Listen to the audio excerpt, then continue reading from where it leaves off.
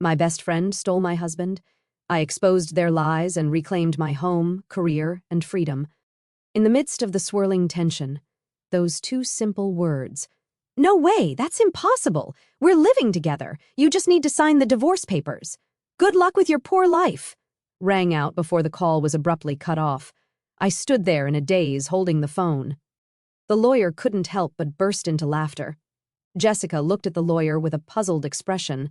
The lawyer was wiping tears with a handkerchief. "The CEO is actually Linda." "My name is Linda. I've been married to my husband, Mike, for 2 years. We don't have children. We both work and are so busy that we often work on weekends. We hardly have time for long conversations, leading to a life of passing each other by. Therefore, we try to match our schedules and go on overseas trips during our long breaks. It's only once a year, but we both look forward to it. When we got married, we decided to buy an upper-floor condo in a Bay Area tower. It was a stretch, but we did it, considering the future value of the asset. Thanks to that, we're satisfied with our current life. I have a close friend from high school, Jessica. We sometimes go out for lunch together. Jessica is beautiful and has high standards for men. She's not married yet, but has a strong desire to do so. She's always looking for well-educated, high-income men on dating apps. Especially, she won't compromise on income. One day, I was enjoying lunch with Jessica at a cafe near a park. We were together in high school and university, even in the same classes. That's why we've consulted each other about various things. As a result, we know quite a bit about each other's dating histories and types. During our student days, we shared both fun and sad times. Those are good memories. Since I married Mike 2 years ago, we've both become busy, and the time we can meet has decreased. Now, we meet only a few times a year, if that. "Hey, can I come visit your condo next time?" Jessica suddenly asked me. Jessica had never been to my place before. Then, on the weekend, Jessica came over to my place. I could sense her amazement even through the intercom at the entrance. Jessica kept saying, "This is amazing." The moment I opened the front door, Jessica looked impressed. "Wow, this place is like a mansion, and that elevator ride up was so long." I chose a spacious upper-floor condo because it was a once-in-a-lifetime purchase without compromising. It's even more spacious than a house. It's beautiful, really incredible. Jessica looked around the house, turning her head in every direction. "Great location and an upper floor in a high-rise like this must have cost a pretty fortune?"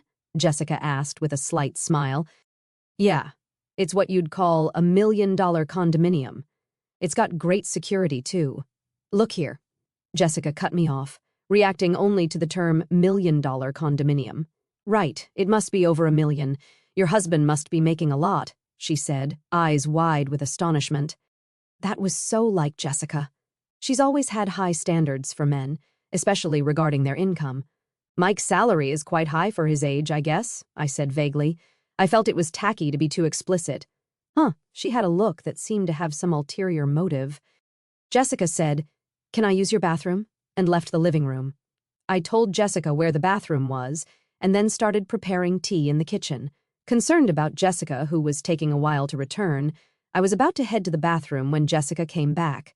Just replying to an email, Jessica doesn't usually make excuses like that. I felt a slight sense of unease. While enjoying the cookies Jessica brought as a gift and having tea, she asked, "Can I stay till evening?" She apparently wanted to greet Mike. Indeed, it had been since our wedding that Jessica last saw Mike. It's not unnatural for her to want to see him. I decided to check with Mike just in case. Mike happily agreed. "I might finish work early," he replied in an email. I assured Jessica that it was okay, and then began preparing dinner. Jessica was initially engrossed in her smartphone, but eventually stood up and headed to the bathroom again. Unaware of the prolonged absence while cooking, I noticed when Jessica returned, she was wearing a necklace that seemed oddly familiar. It was mine. Staring at the necklace, Jessica flashed an embarrassed smile. "How do I look? Does it suit me?" She posed like a model. Stunned, I observed as Jessica started laughing, saying, "Oh, come on, I'm just kidding. I just found it and thought it was cute. It must have been super expensive, right? A premium piece for sure." She rambled like a child trying to justify her actions, labeling it a gift for Mike. "Wow, he must be really wealthy to afford something like this," Jessica sighed. However, the necklace was stored in the closet in the bedroom. Jessica must have pretended to go to the bathroom and instead went to the bedroom, peeking into the closet. That's what it seemed like. I couldn't believe her action, but I didn't want to come off as petty, so I emphasized that it was a precious item. Taking advantage of my lack of reprimand, Jessica made an outrageous request. "Can I borrow this necklace for a while? I've got a date with a doctor I met on a dating app, and I want to wear it for that." "Please," she pleaded, joining her hands together as if praying. Reluctantly, I decided to lend it to her, emphasizing the need for careful handling as it was a gift from Mike. As soon as Jessica knew she could borrow it, she smiled and began caressing the necklace. Of course, I understand. She seemed to pay no mind to my words. When I finished the meal prep, I pretended to go to the bathroom to check the bedroom. Sure enough, the closet in the bedroom and the chest beside the bed weren't fully closed. Jessica must have opened every drawer and door she could find. There were fingerprints on the jewelry watches and precious metals. She might have touched things but probably didn't intend to borrow them. The shoes seemed to have been forced on, and the heels were misshapen. This was clearly going too far. Returning to the living room, I confronted Jessica. "You touched various things in the bedroom, didn't you? The shoes were misshapen, and there were fingerprints on the watch." Rather than appearing remorseful, Jessica puffed out her cheeks a bit. "Please don't do that again," she said. Jessica returned to her normal expression and apologized, saying, "Sorry."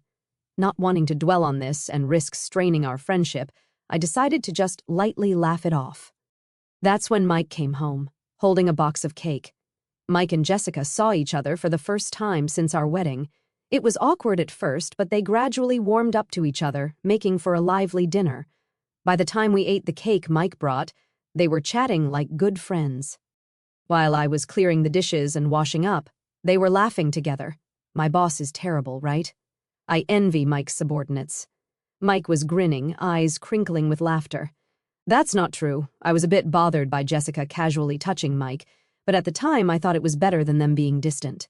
After all, Mike wasn't the type of man Jessica usually goes out with. About a month after Jessica's visit, Mike's behavior started to change. He spent more time on his smartphone, which he usually didn't do much. He often seemed distracted when I talked to him and asked me to repeat myself.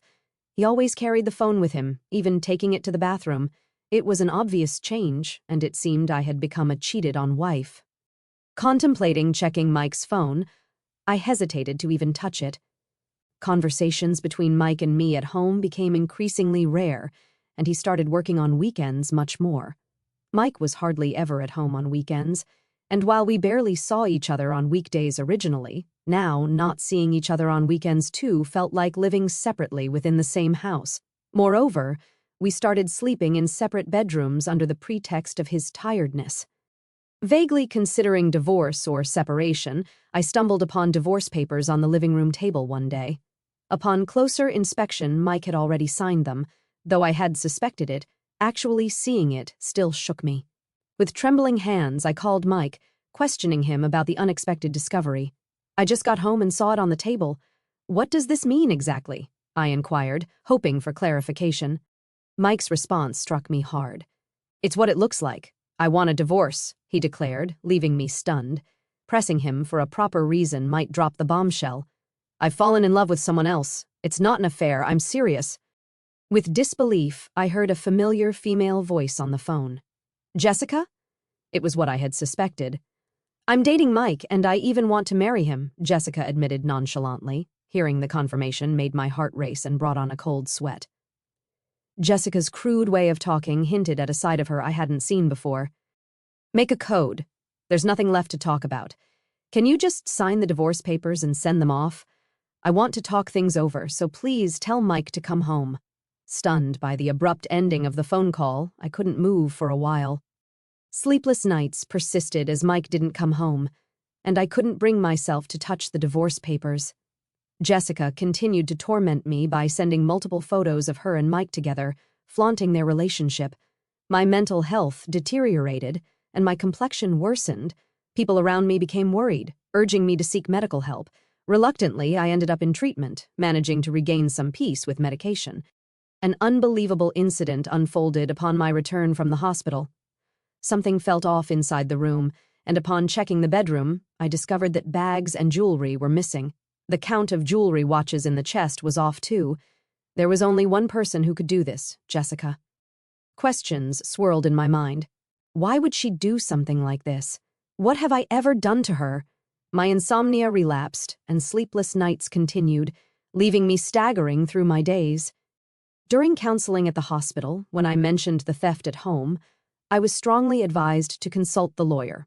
I promptly contacted the company's lawyer and set up an appointment, stating my clear intention. I'll get a divorce. I want those two to face proper consequences. I responded immediately, surprising even myself. Just a little while ago, I was pondering what to do, and I couldn't believe how easily those words came out of my mouth. Perhaps I really wanted to punish them after being tormented so one-sidedly. It was just about getting back at them now. A week later, I received a message from Jessica. I had sent her a certified letter. Hey, what are you thinking, sending a certified letter to my workplace? Jessica sounded pretty angry, her voice filled with rage. You must have expected at least this much. Anyway, I'm leaving everything to my lawyer now. I hung up the phone. Jessica called several times after that, but I ignored all of them. Then Mike called. I had sent a certified letter to his parents' house. Apparently, his affair being exposed at home caused a huge uproar. I wanted to burst out laughing at his self-inflicted predicament, but managed to restrain myself. Feeling that leaving it all to the lawyer wouldn't be enough to calm my feelings, I decided to confront them both. I would denounce them thoroughly on the spot. The lawyer arranged the date and time, and we decided to have the discussion at the law office. A few days later, the two reluctantly showed up at the law office. I thought they would bring their own lawyer, but it seemed they came alone. Jessica stormed into the office, flinging the door open. Mike followed, looking uncomfortable. Finally, we meet, you coward! Jessica made no effort to hide her anger, but Mike stepped forward, trying to calm her down. Well, you've been running away all this time. Our wedding's been delayed because of you. Jessica looked like she might throw her bag at me any moment, and Mike was desperately trying to hold her back. As I watched them with a pitiful feeling, the lawyer nodded at me. Please calm down. If any violence or abusive language occurs, we will immediately call the police. Understood? The mention of the police made Jessica stiffen. With the lawyer's intervention, Jessica and Mike took their seats, becoming calmer.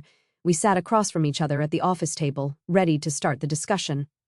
Mike, you're seeking a divorce, correct? Jessica was sitting haughtily while Mike slumped, looking small. We agreed to the divorce. However, since your relationship is adultery, we will ask for alimony. Is there any significance to this? Mike's face clouded over.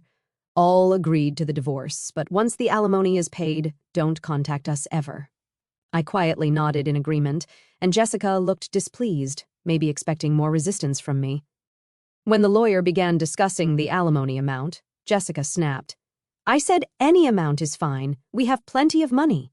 Jessica sat arrogantly with her arms crossed. The lawyer looked at her with interest, saying, Oh yes? Didn't he research? Mike is the president of a jewelry company with a yearly revenue of $2 billion. Mike looked up frantically, trying to restrain Jessica's arm.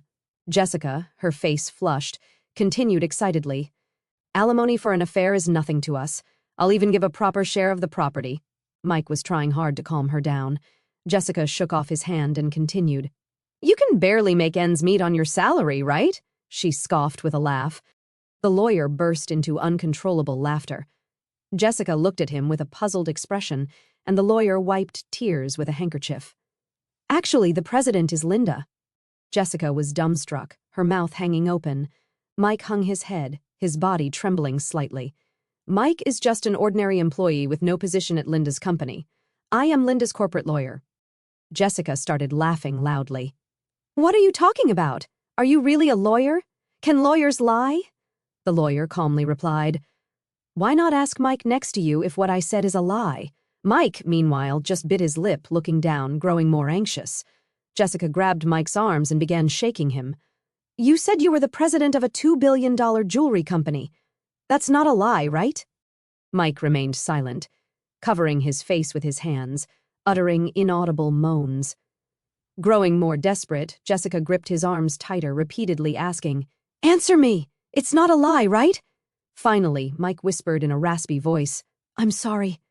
Mike's single apology plunged the room into a deep silence.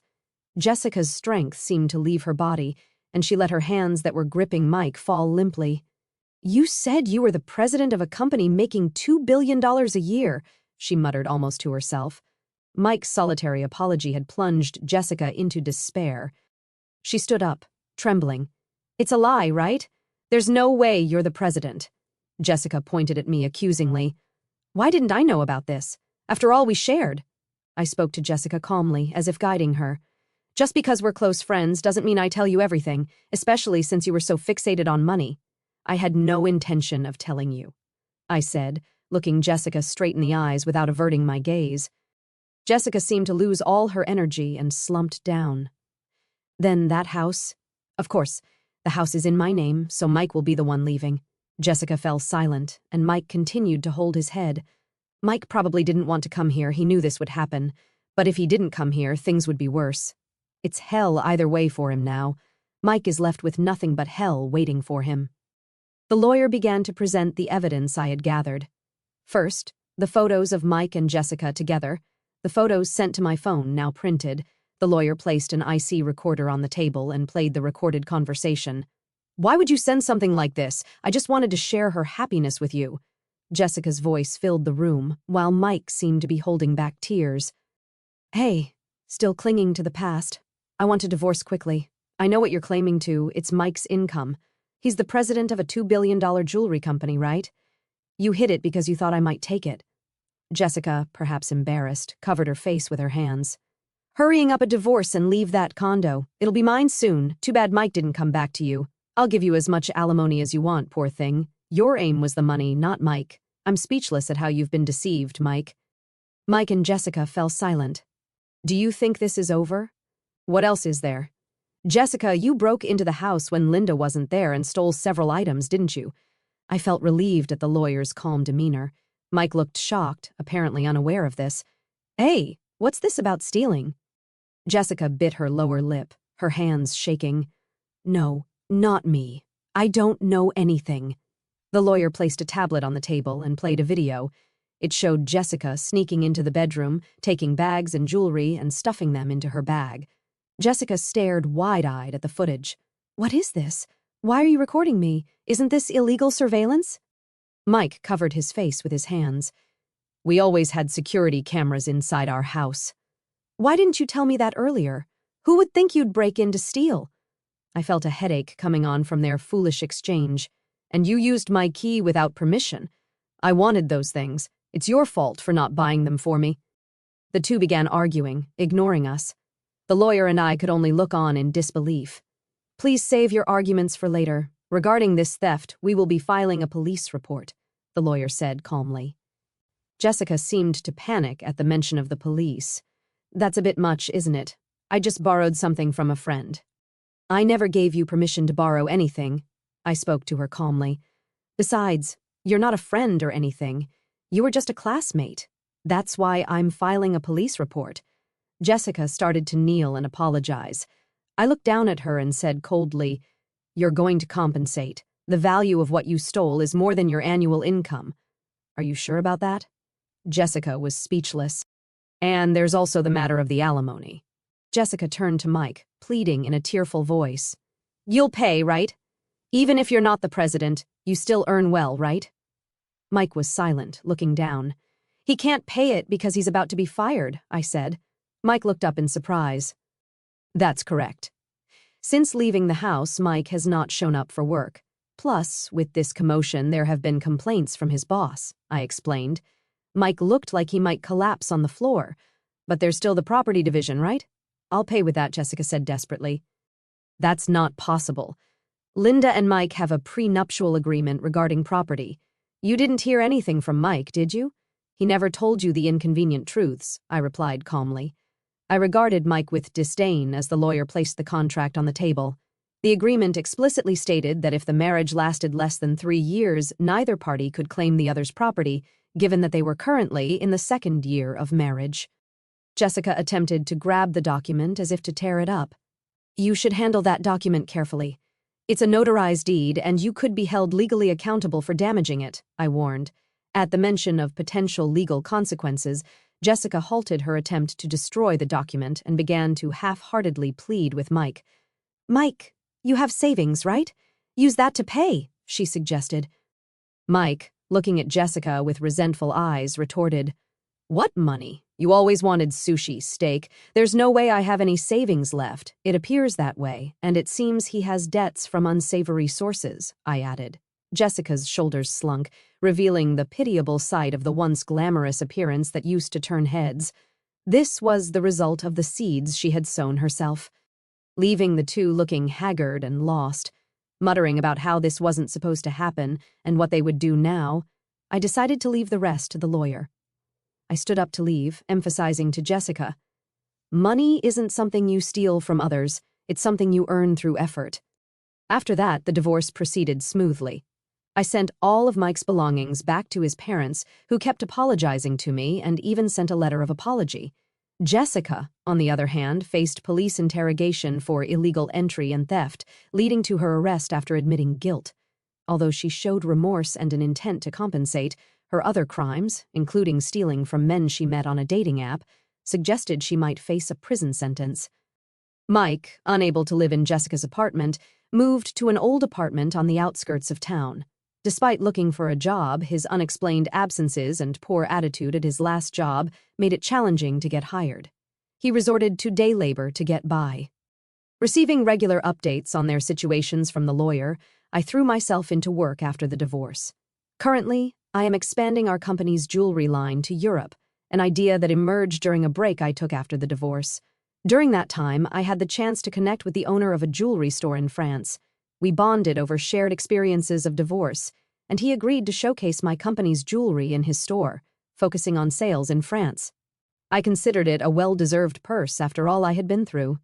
Looking back on this betrayal that shattered my world, I feel a strange mix of vindication and lingering sorrow. For years, I trusted Jessica as a friend, sharing laughs and memories, only to realize her greed had been lurking beneath the surface all along. Mike's deception cut deeper. 2 years of marriage reduced to lies about status and wealth he never had.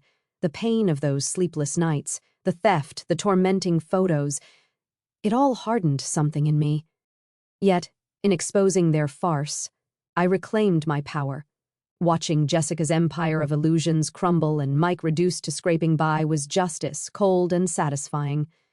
There's grief for the friendship that never truly was and the marriage that ended before it began, but no regret.